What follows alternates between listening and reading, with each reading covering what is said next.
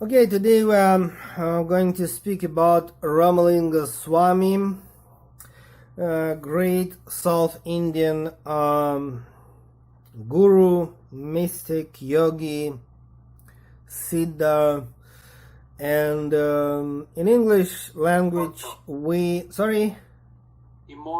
Immortal. Yeah, that's the point, that he is example of immortal yogi. And in English language we call him Ramalinga Swami. But in South India mostly people call him Vallalar. And both names actually, again, that's his name. But in South India they call him Vallalar. Maybe because it's difficult for the English speaking people to pronounce Vallalar. So they call him Ramalinga, which is also his name, and it's very sweet that. By the way, yeah. Is there real Ramalinga like we have Shiva Linga? Okay, Ramalinga means the lingam in Rameshwaram, because Lord Rama, he established tradition of Rameshwaram temple in South India, and he put this Shivalinga, and in a sense it's like Ramalinga, because this done by Rama 20,000 years ago, but actually it's a Shivalinga. Okay, and in South India they also call him our saint. Sometimes in Tamil Nadu they call him our saint. Very sweet, actually, yeah. Even without name, just our saint. And Ramalinga Swami was born 1822, as far as I remember, and he completed his mission on planet Earth in a physical form, at least, 1874 or maybe 1876. Like that.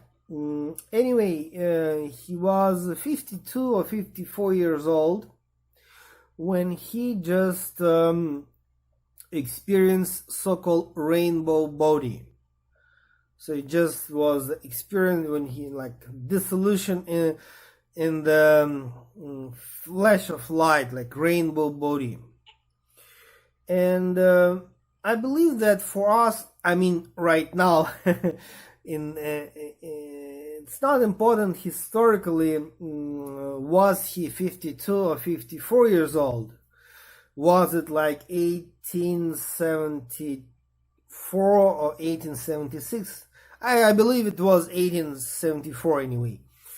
But what was special about Ramalinga Swami, that when it's happened, this rainbow body, in 19th century it was British ruling of India, so India was a part of British Empire, and actually in that village in South India, the main village in that area, it's a South Indian state of Tamil Nadu, and the main village is Vadalur.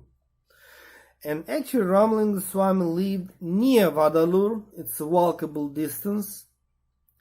Such villages like Siddhivalagam, Jnana Sambhaya, it's a temple which he built there. And when he experienced this rainbow body, and you can imagine a kind of shock for the local people, just this Swami, this yogi, he was with us, he spoke with us, but then one day he came to the people and said, okay, that's the end of that. Then he adopted meditation posture, and maybe it was Padmasana, lotus posture, I believe, yeah. And then was rainbow body. And then only his, I don't know, maybe his dress remained, but no physical flesh, let us say. It was So he disappeared in light. He disappeared in the light, exactly. And what was interesting that it's happened in the end of 19th century, so it's like our time more or less. And British police officer, he wrote document or statement that really in our village this happened, and we can read this strange report, strange document about this event. So it means we have a proof about this disappearing in the light, even from British police of that time. Local police officers, they just gave this report. And it means, for us as modern Western people, and the modern Indians, they also question, is it possible physical immortality? Even if you go and see some different videos and articles written by Indian gurus or videos by Indian gurus, it's interesting that many Indian masters and the gurus, they don't believe in the possibility of physical immortality.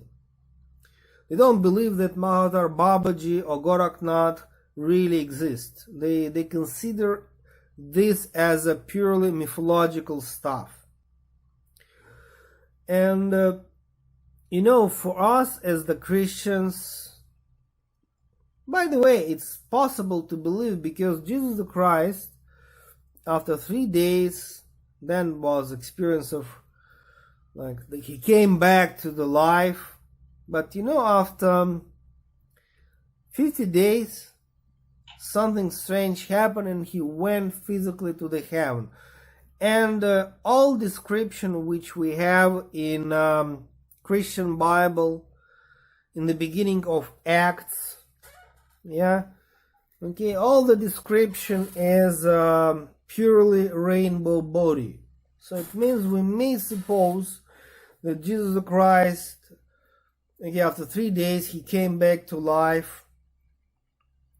And after 50 days, he demonstrated this rainbow body. So, of course, according to the Christian tradition, it's like only Jesus who experienced that. But if, Orthodox Church, Catholic Church, Protestant Church, they speak only about Jesus. But if we are practicing, esoteric traditions, we may suppose that why only Jesus? Maybe some other yogis and saints could experience the same. And Ramalinga Swami, he actually was in a state of golden, immortal physical body, actually second half of his life. We don't know exactly when it's happened, but what we know that he was born as so-called normal baby. He went to school. He was just staying in Chennai at that time. Chennai is the modern name for the Madras. At that time it was Madras city, but now it's Chennai. And he was not the usual child, because even in the very early age he was practicing mirror meditation. He was concentrating on his face, the eyes in the mirror for hours every day. He was practicing different mantras. He was very unusual. But then something happened when he was in his 20s. We don't know exactly, but approximately 22, 25, 28 years old. And he already actually got this experience of immortal physical body, and it was already like golden one, shining physically, no shadow. In the beginning he was vegetarian, and then he just shifted to the fruits only, and then later on he took only but the honey, and later on no physical food at all. But that's not the point. Sometimes people think that the goal is not to eat. That's strange and stupid. No? The goal is to experience divine consciousness. As the byproduct of this, maybe it's happened that you stop to take physical food. That's not goal, that's byproduct. And when he was in his 20s and he experienced this golden physical body, he shifted from Chennai, big city, to the small village of Vadalur, which is not so far from Pondicherry, Aurobindo ashram actually. Yeah? And so he gave to the people, actually he wrote a huge number of books, most of them even now not translated properly into English. It's in Tamil language, but some portions, we have in English. And it's interesting that Indians, even Indians outside of Tamil Nadu state, they don't know too much about Ramalinga Swami. He is famous only in Tamil Nadu, and then now more and more Westerners come to know about him. But Indians, even from the neighboring states of Andhra Pradesh, Karnataka or North India, they don't know about Ramalinga Swami too much. That's also mystery. And he gave a very famous Arut Pirunjoti mantra, which is actually, sometimes people say that, it's a half Sanskrit, half Tamil mantra. Because Arut Pirunjoti, Arut means like supreme great light. Arut Pirunjoti. But Arut means came from Arul. Okay. It's a Tamil, but Perunjoti, it's a Sanskrit. Arut Perunjoti, Tani Perun Karune.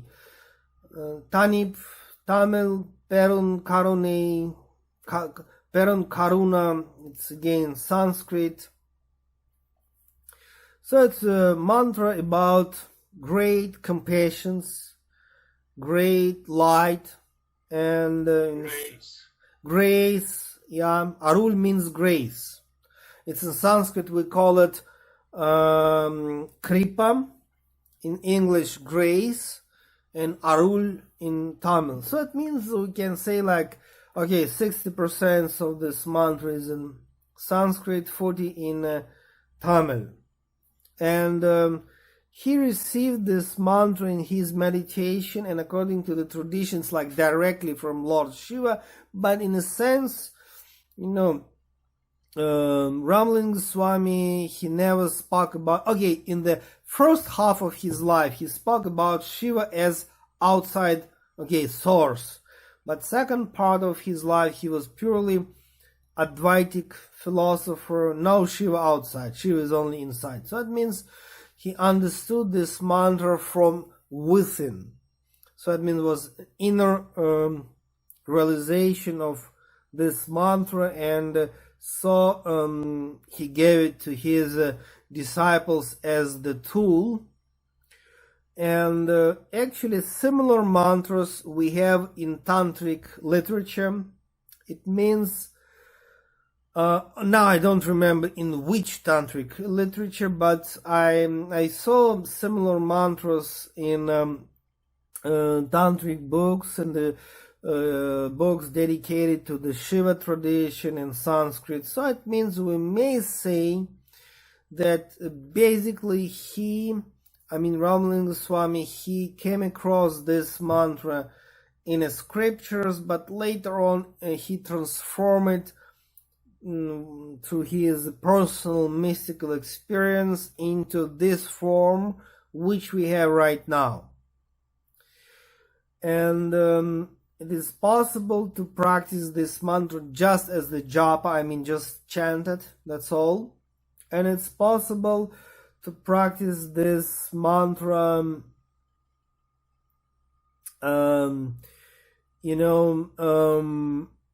as the Kriya meditation, when you repeat mentally 2 lines, and you inhale and bring your energy up, and then third and fourth line of this mantra you repeat mentally while exhaling and bring life force down.